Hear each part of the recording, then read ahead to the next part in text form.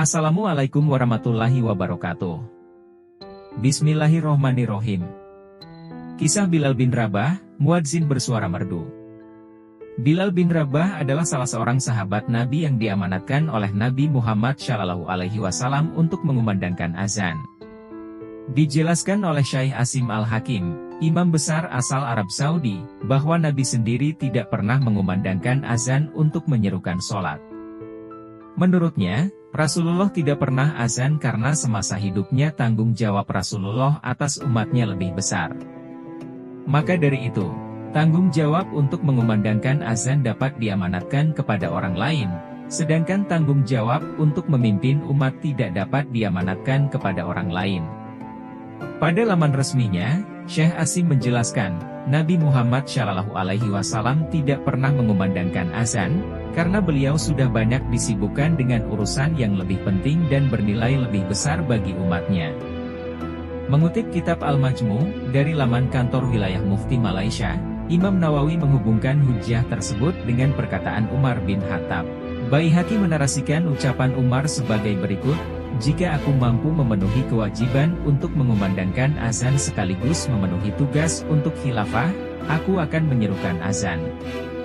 Sejalan dengan penjelasan sebelumnya, Imam Izzuddin Abdul Salam dalam kitab Ahasin Al-Kalam juga mengemukakan pendapatnya.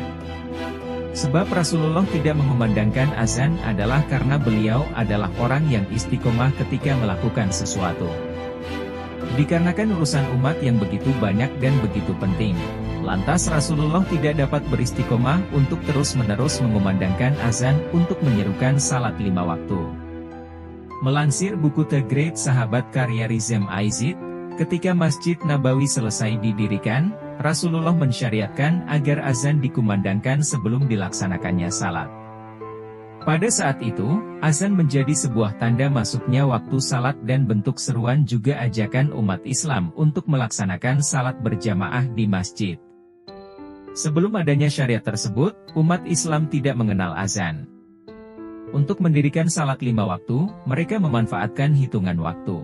Suatu saat Rasulullah pernah berkumpul di masjid dengan para sahabat untuk mendirikan salat berjamaah. Kemudian beliau menunjuk salah seorang untuk mengumandangkan azan. Bilal bin Rabah namanya, sosok yang ditunjuk oleh Rasulullah untuk mengumandangkan azan dengan suara lantang hingga terdengar ke seluruh penjuru Madinah. Bilal bin Rabah dikenal sebagai seorang sahabat dari kalangan hamba sahaya yang memiliki suara merdu. Atas kelebihan yang ia miliki, Bilal mendapatkan julukan Muadzin ar-Rasul. Muadzin yang dijamin masuk surga. Bilal memiliki nama lengkap Bilal bin Rabah al-Habashi, ia kerap dipanggil Abu Abdillah, seperti dijelaskan oleh Syekh Muhammad Sa'idi Mursi dalam bukunya yang berjudul Tokoh-Tokoh Besar Islam Sepanjang Sejarah. Merupakan budak berkulit hitam yang memiliki perawakan tinggi dan kurus. Ibunya termasuk dalam kelompok hamba sahaya yang dimiliki oleh Umayyah bin Khalaf, pimpinan Quraisy. Bilal mengetahui perihal agama Islam setelah ia menjadi budak Umayyah bin Khalaf. Bilal kemudian menemui Rasulullah dan menyatakan diri memeluk agama Islam. Terkait dengan hal tersebut, ada riwayat lain yang juga menjelaskan tentang masuknya Bilal ke agama Islam. Pertemuan Bilal dengan Rasulullah merupakan kabar bahagia yang beredar di kalangan umat Islam. Bilal bin Rabah adalah muadzin pilihan Nabi yang dijamin masuk surga, sebagaimana hadis yang diriwayatkan oleh Bukhari. Sesungguhnya aku mendengar suara gerakan 2 sandalmu Bilal di hadapanku di surga. Hadis riwayat Imam Bukhari. Semoga kita bisa mengambil hikmah dan pelajaran dari kisah ini, amin ya robbal alamin. Wallahu a'lam bishawab.